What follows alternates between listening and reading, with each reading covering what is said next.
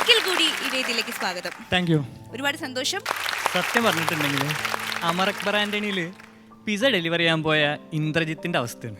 ഇവിടുന്ന് വിളിച്ചപ്പോൾ ഓടിപ്പടച്ച് ഇങ്ങോട്ട് എത്തിയെന്നല്ലാണ്ട് പ്രത്യേകിച്ച് അങ്ങ് പ്രിപ്പയർ ചെയ്യാൻ പറ്റില്ല. നാട്ടിലെ അവസ്ഥ നമുക്കൊക്കെ അറിയാം. കാരണം എന്താ വെച്ചിട്ടുണ്ടെങ്കിൽ ഈ മൃഗശാലയിൽ നിന്ന് ചാടി രക്ഷപ്പെട്ടിട്ട് സർക്കസ് കൂടാരത്തിലേക്ക് ഓടിക്കേറി ആനയുടെയും കടുവേൻ്റെയും ഒക്കെ അവസ്ഥയാണ് നമുക്ക്. കാരണം ലോക്ക്ഡൗൺ സമയത്ത് വീട്ടിൽ മര്യാദയ്ക്ക് ഭക്ഷണം കഴിച്ചിരുന്നാൽ മതിയായിരുന്നു. ഇപ്പോൾ ഇത് തുറന്ന് പുറത്തെത്തി കഴിഞ്ഞപ്പോൾ നിക്കക്കളി ഇല്ലാണ്ട് ഒറ്റക്കാലിൽ നിന്നിട്ട് സർക്കസ് കാണിച്ച് ജീവിതം കൂട്ടിമുട്ടിക്കേണ്ട ഒരു അവസ്ഥയാണ്. പുറത്തിറങ്ങി നടക്കണമെങ്കിൽ നമുക്ക് വാക്സിൻ എടുക്കണം.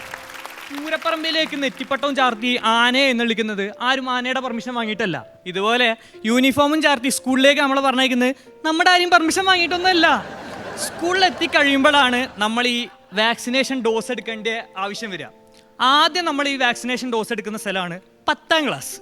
നമ്മളോട് പറയും, മോനെ ഉണ്ണി നീ ഇത് പഠിക്ക്, നിന്റെ ലൈഫിന്റെ ടേണിംഗ് പോയിന്റ് ആണിത്. ഇത് പഠിച്ച് പാസ്സായാൽ പിന്നെ നിനക്ക് ഒന്നും പേടിക്കേണ്ട, നാട്ടിൽ ധൈര്യമായിട്ട് ഇറങ്ങി നടക്കാം. സുധാകരേട്ടൻ്റെ മോൻ കണ്ടില്ലേ, ഫുൾ A+ വാങ്ങി സിമ്പിൾ ആയിട്ടില്ല 10ാം ക്ലാസ് പാസ്സായതെന്ന്.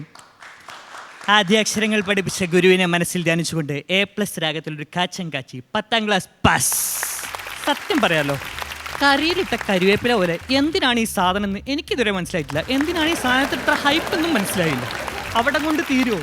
ഇല്ല, ഉടനെ തന്നെ നമ്മൾ അടുത്ത ഡോസും കൂടി എടുക്കണം. +2.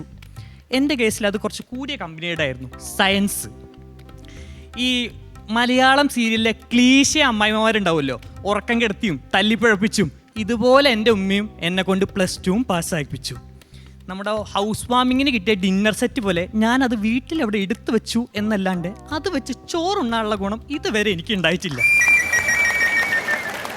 അവിടെ കൊണ്ടും തീർന്നില്ല. 3ാമത്തെ ഡോസ് ഇത് കുറച്ച് കോസ്റ്റ്ലിയാണ്, B.Tech.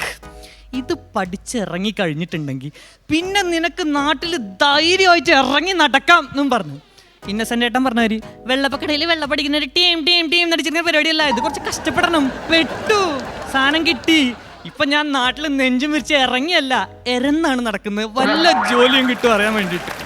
ഇത് ബേസിക്കലി ഇതിൻ്റെയൊക്കെ പ്രശ്നം എന്താ വെച്ചിട്ടുണ്ടെങ്കിൽ നമ്മുടെ അച്ഛനമ്മമാരുടെ സ്വഭാവവും ഈ യൂട്യൂബേഴ്സിൻ്റെ സ്വഭാവവും ഏകദേശം ഒരുപോലെ തന്നെയാണ്.